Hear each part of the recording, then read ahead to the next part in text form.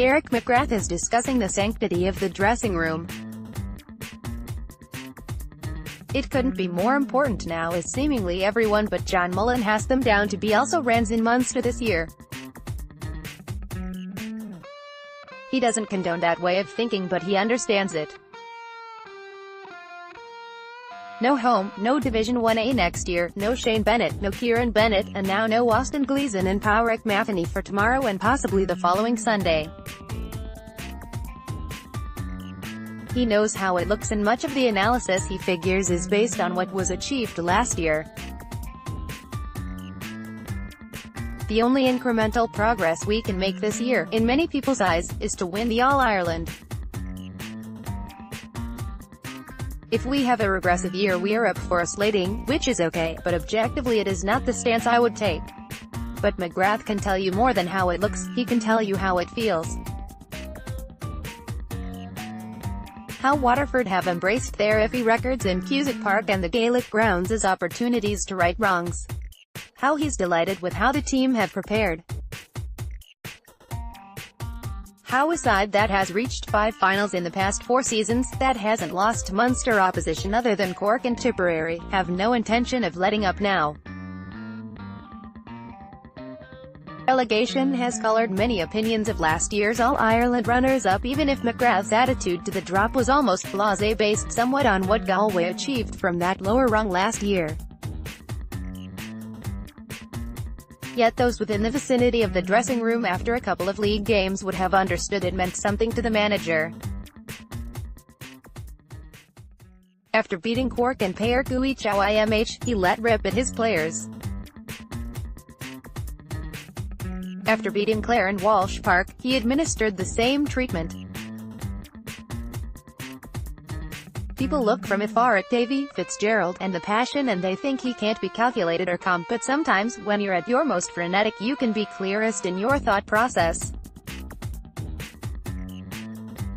I'm not doing my job unless I challenge lads. We have reviews at the end of the year and they look for more constructive criticism. We might show a guy video analysis of another guy getting a few scores off him, but you have to marry that with who you are showing it to. You don't want those clips to make him crumble the next day, so sometimes you might choose not to do the analysis with him because the individual has already made the decision that it's not going to happen again. He knows what he needs to do himself.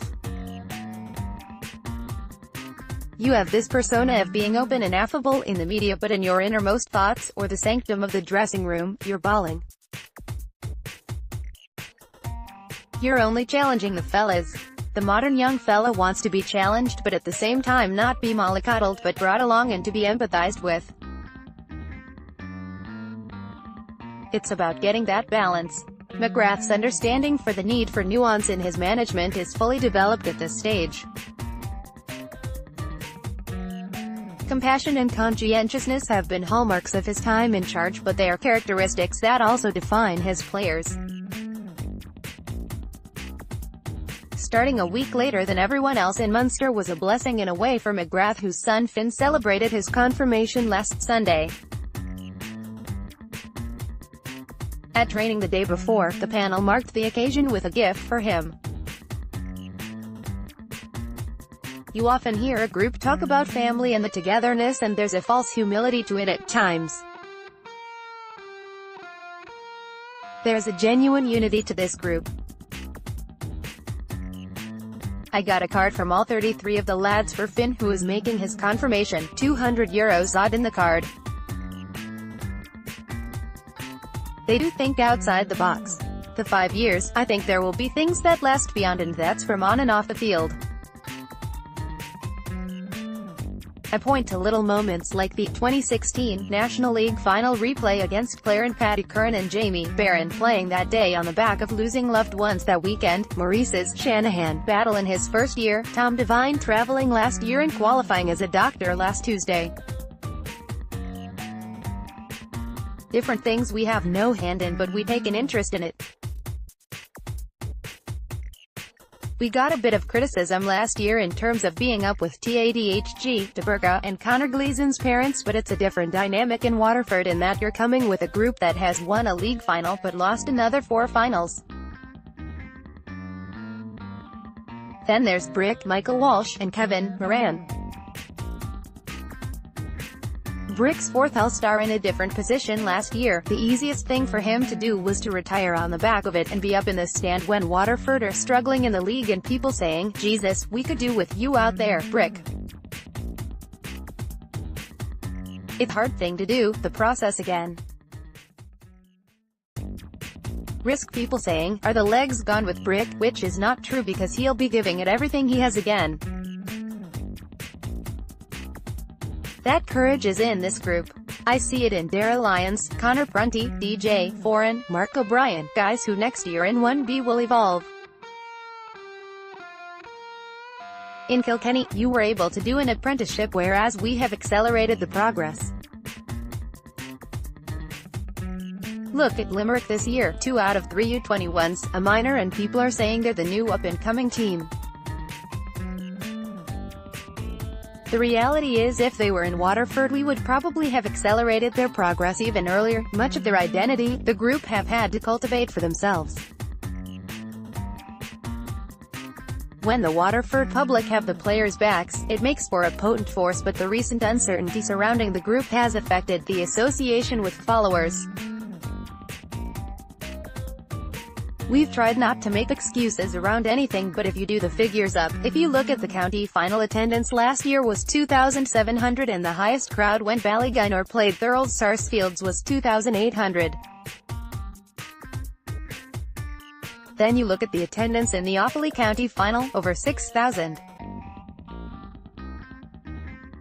I'm not saying there's an argument to be made that Waterford isn't a hurling county, it is, but it's symptomatic of ensuring everybody needing to be as one going forward as opposed to there being disparity between us and the supporters. You couldn't get a ticket in Waterford last year for the All-Ireland final on the back of 3 or 4 collective performances where we connected with the people, showing our honesty and integrity.